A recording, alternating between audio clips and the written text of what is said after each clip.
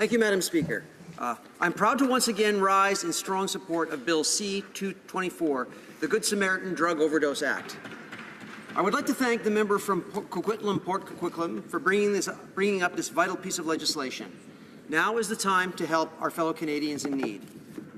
Drawing on my 20 years of experience as an emergency physician, I can say with confidence that if passed, Bill C-224 will save lives.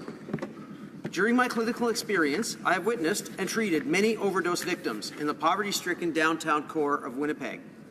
Emergency room doctors, nurses, and first responders are better able to help people when they know what the victims have ingested into their systems. Finding out what someone has ingested is vital when determining what you can do to help them. The findings on physical examination are often too variable to yield any useful information, and laboratory tests can often take too long to be of benefit.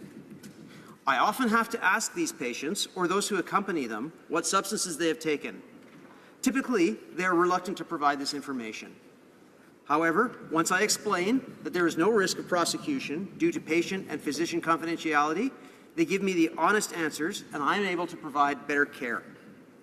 Doctor and patient confidentiality should be extended to the individuals that accompany the victims, and fear of the law should not prevent someone from potentially saving a life. As physicians, nurses, first responders, and as a society, we all have a duty to care for the most vulnerable in our communities. I believe this bill will help our vulnerable population be less afraid to ask for the help they need for their friends and themselves.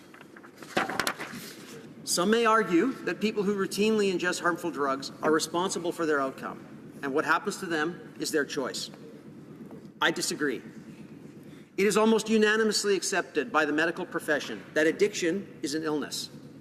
Furthermore, it is not widely understood by the public that addiction is highly correlated with underlying mental illness. Someone with an undiagnosed or poorly controlled mental illness may take harmful substances in an attempt to self-medicate. This bill is vital to helping these vulnerable individuals. Critics of this bill might claim that by preventing legal sanctions against drug users, this bill facilitates and encourages drug use, as is claimed with other forms of harm reduction. On this point, the evidence is also clear. Harm reduction saves lives, improves outcomes, increases access to rehabilitation, and does not increase either the use of drugs or incidents of crime. This is the conclusion of the Canadian Medical Association, the Centres for Disease Control, and the World Health Organization.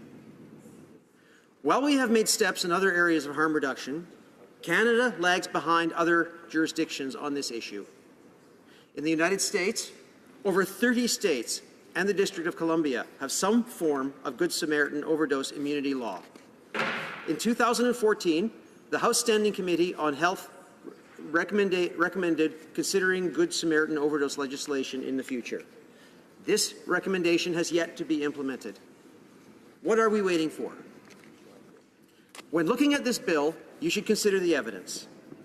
A Waterloo Region Crime Prevention Council study found that less than half respondents would call 911 in an overdose situation, citing potential charges as a major barrier. A study of Washington State, which passed Good Samaritan overdose legislation in 2010, found that almost 90% of respondents aware of the law would make the call. When considering this legislation, it is important to recognize that these people are our sons, daughters, friends, and family members.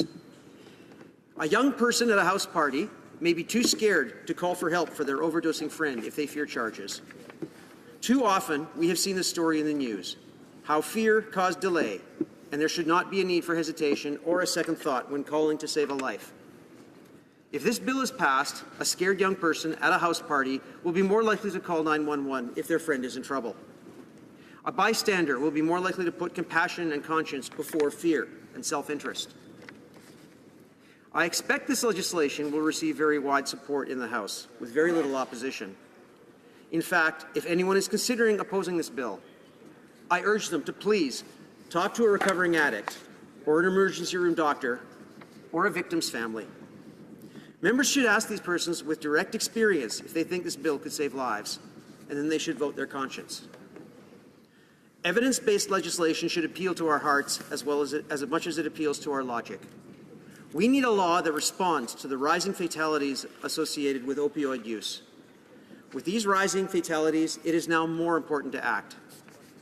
The future victims of an overdose cannot wait any longer.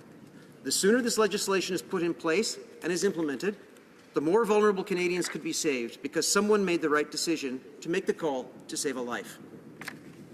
In closing, we are dealing with an ongoing and escalating tragedy. Madam Speaker, let us wait no longer. The time is right to pass Bill C-224. As the member for Coquitlam, Port Coquitlam has said, there is no time for saving lives like the present. Let's pass Bill C-224. Let's save lives.